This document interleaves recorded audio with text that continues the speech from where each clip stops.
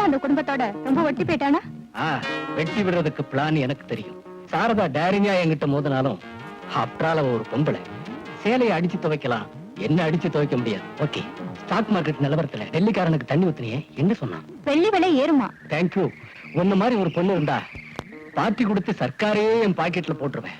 Complete சில்வரை cover பண்றேன். கண்ணு, தான் மாமனார் தான் அண்ணனையும் அம்மாவையும் கொண்டு எதிரின்னு புரிஞ்சுட்டான்னா அந்த பிள்ளையோட குடும்பம் புயலாயிடுமேம்மா. அந்த புயல் உருவாகிறதுக்குள்ள எதிரி உயிரோட இருந்தா தானே? சாரதா? ஆமா சார். ஸ்டாக் மார்க்கெட்ல வெள்ளி தங்கம் விலையேறது தெரிஞ்சுக்கிட்டு அவனை வாங்கி பதுக்கி வைக்கிறானா? ஆமா, பட்ஜெட் வர்றதுக்குள்ள அவனுக்கு சீக்ரெட் இன்ஃபர்மேஷன் எப்படியோ கிடைச்சிருது. அந்த சீக்ரெட் அவனுக்கு எப்படி கிடைக்குதுங்கறத நானும் தெரிஞ்சுக்கிட்டேன். பட்ஜெட்ட மந்திரிகளா போடுறாங்க, கோடி கோடியா பணத்தை கொடுத்து இப்படி போடுங்கன்னு சில கோடீஸ்வரங்க சொல்றாங்க.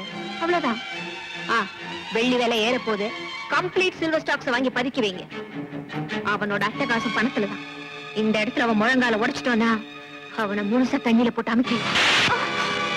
என்னாச்சு உனக்கு? டபுள் கேம் ஆடுறேன். வெள்ளி ஸ்டாக்க கம்ப்ளீட்டா ரெச்சட் சாரதா வாங்கிட்டான்னா இந்த இன்ஃபர்மேஷன் யாரடி அவளுக்கு கொடுத்தது? சத்தியமா நான் சொல்லல. நீல விடுறேன். Stop it.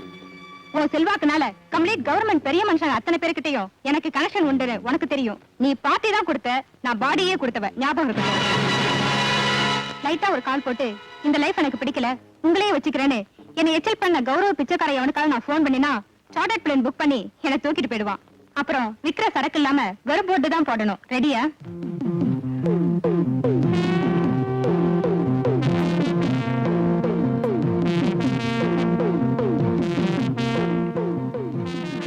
Hold on baby,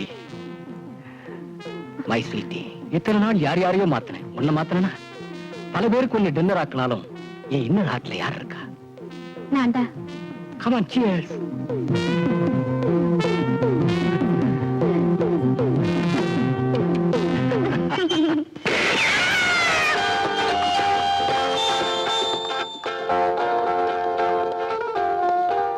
வாசல் திறந்துதான் இருக்கு, நீங்க நுழையலாம், வாங்க. யாரும் இல்ல, அதுக்காக நான் பயப்படல. ஏன்னா 3வது கொலைய உன்னால பண்ண முடியாது, அத நான் தான் பண்ண முடியும். நான் சின்சியரா வர்றேன், நீ சீரியஸா போற. உன்கிட்ட பர்சனல் மேட்டர் பேசணும். ஸ்டாக் மார்க்கெட் வெள்ளி எல்லாம் நான் வாங்கிட்டேன், நீ ஷாக் ஆயிட்ட. அதான் என் புருஷனை நீ சாகடிச்ச, உன் பிசினஸ் நான் சாகடிக்கிறேன். தப்பென்ன? எனக்கு நீ தண்ணி காட்டுறியா? ஐ மீன், அன்னைக்கு நீ ஒரு கிளாஸ் தண்ணி கேட்ட, இன்னைக்கு 2 கிளாஸா நானே தரேன்.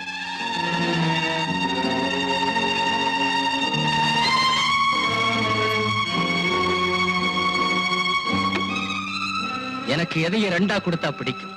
அதே நேரம் உன் பிளானுக்கு பதிலா இந்த வீட்டை 2ஆக்கவும் தெரியும். கட்டடம் கட்டுறதுல நான் எக்ஸ்பர்ட். வீட்டை 2ஆக்குற பிளானுக்கு நீ எங்கிட்ட தான் வந்தாகணும்.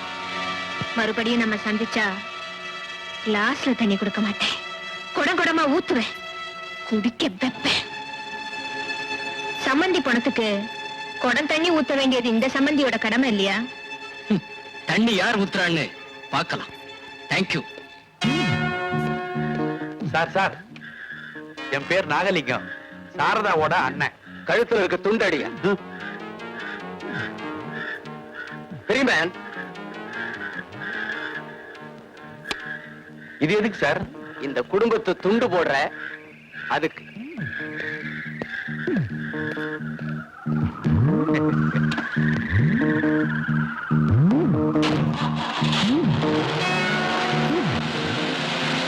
ஐயோ, இப்படின்னு தெரிஞ்சிருந்தா வேட்டியை விரிச்சிருப்பனே, பணத்தை பொல பொலன்னு அவர் கொட்டிருப்பாரு.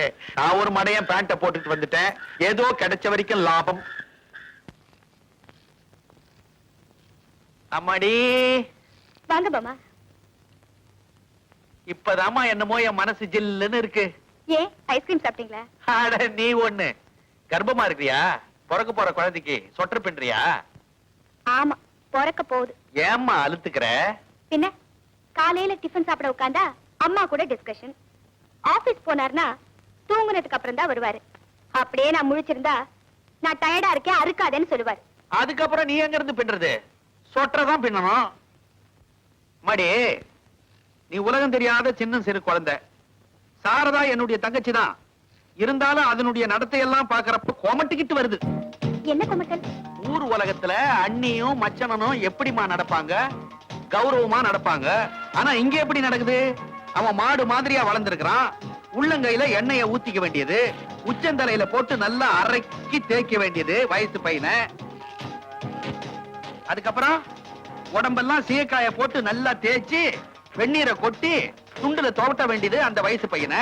அதுக்கப்புறம் கட்டி முத்தம் கொடுக்க வேண்டியது. இதெல்லாம் பாக்குறப்போ கொமட்டுக்கு வராம வேற என்ன வரும்? அது இருக்கட்டும்மா, ஆபீஸ் ரூம்ல அவங்க கட்டட பிளான போடுறாங்க, கட்டி பிடிக்கிறது எப்படின்னு பிளான் போடுறாங்க. எனக்கு கொமட்டிக்கிட்டு வருது. என்னம்மா ஒரு மாதிரியா இருக்க? எனக்கு ஒரே குழப்பமா இருக்கு. இதெல்லாம் உன் நன்மைக்கு தான் சொன்னேன். நானும் ஒரு பொண்ணை பெத்து வச்சிருக்கிறேனே. உனக்கு சந்தேகமா இருந்தா நாளைக்கு சனிக்கிழமை தம்பி எண்ணெய் தேய்ச்சி குளிப்பான், அப்பா பாரு.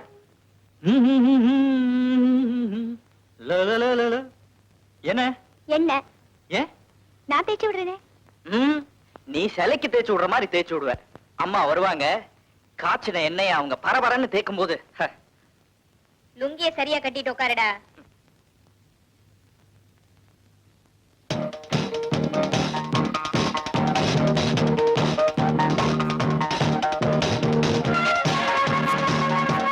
ஒழுங்கா காட்டுடா.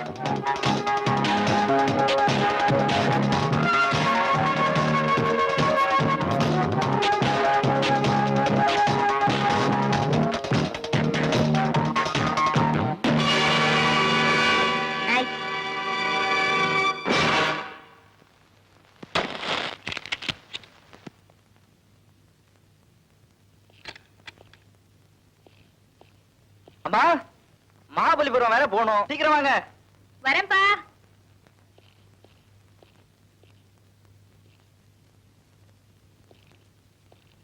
நீ எங்க ட்ரிம்மா? நானும் உங்க கூட மகாபலிபுரம் வரேனே. இது அபிஷியல் பிசினஸ். பொழுதுபோக்கு அப்புறம் அடுத்த வாரம் நம்ம 2 பேரும் சந்தோஷமா போய் 2 நாள். ஓகே கண்ணா, புறப்படலாமா? வர ராதா.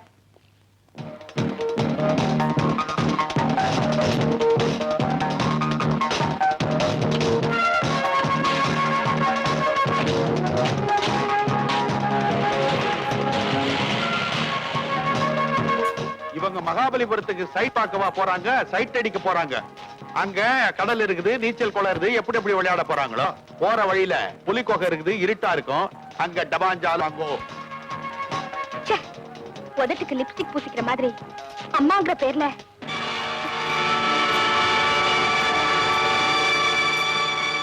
நம்ம பிளான் ஒர்க் அவுட் ஆயி போச்சு.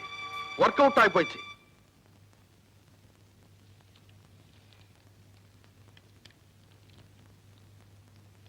ராதா, நான் சீக்கிரமா வந்துட்டேன், அதுக்குள்ள படுத்துட்டேன்.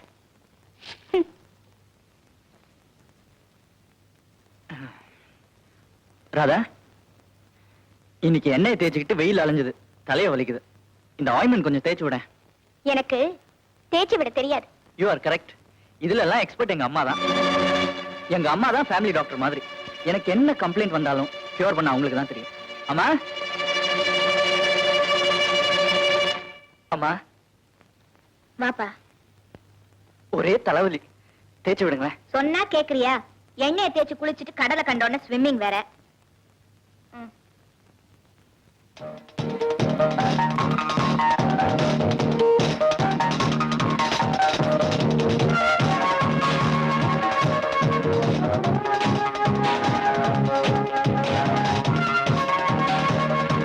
இங்க பாரு, இனிமே லைஃப்ல நான் இல்லாம வாழ பழகிக்கணும்.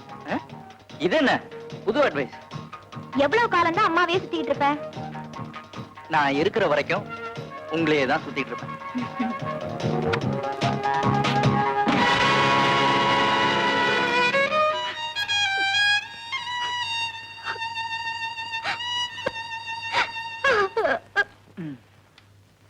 அவா, அம்மா தேய்ச்சி விட்டாதான் தலைவலி உடனே போகுது. ஏய், நீ என்ன தலகாணியால முகத்தை முடிக்கிட்ட? எனக்கும் தலைவலிதான். நான் தேய்ச்சி விடவா? Over work. உங்களுக்கு ஏன் சமம்? படுங்க. ஏய், ஏதாவது சீரியஸ் ஆயிட போகுது. சீரியஸான டாக்டர் கூப்பிட்டுக்கலாம். நீங்க ரெஸ்ட்ங்க. ஏர்லி மார்னிங் எந்திரிச்சதுல இருந்து மறுபடியும் ஓவர் நைட் வரைக்கும் உங்களுக்கு வேலை இருக்குதே. கரெக்ட். நீ தான் பெஸ்ட் பண்ற. ஃபீலிங் இருக்காதா? ஹஸ்பண்ட் ஆச்சே. Okay good night. நீ என்னவோ மாறி இருக்க. ஏமாறி இருக்கேன் அவ்வளவுதான்.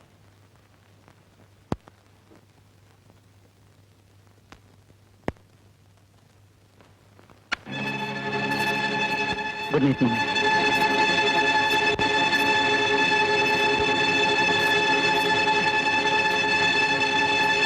கயிறை என் கழுத்துல கட்டிட்டு உயிரை அண்ணி மேல வச்சிருந்தா ஓ டோன்ட் பி ஸ்டூபிட். சட்ட பிரகாரம் நான் மனைவி, சந்தோஷத்துக்கு அவ சக்கரத்தியா?